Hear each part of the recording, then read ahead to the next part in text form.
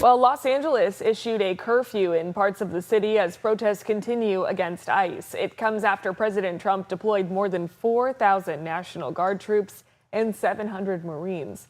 There are now more U.S. troops in L.A. than Iraq and Syria.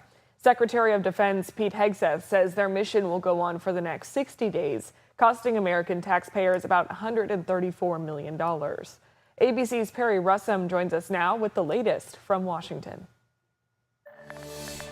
Good morning. Again, these protests are happening in a condensed part of Los Angeles. We are seeing demonstrations pop up in other parts of the country.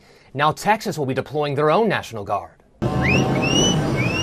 This morning, a new curfew in parts of downtown Los Angeles as the protests against ICE stretch into another day. Police on horseback called in, breaking up crowds.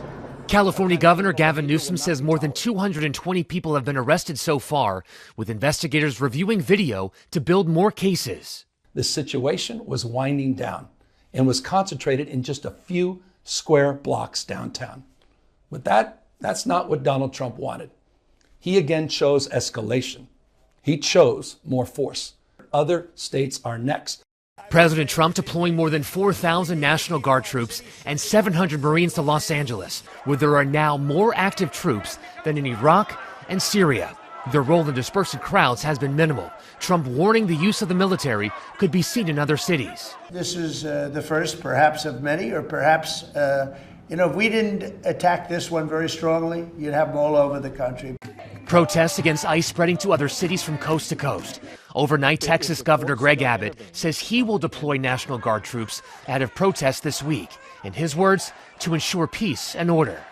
For now, the National Guard troops and Marines will stay in Los Angeles. California had asked for a temporary restraining order.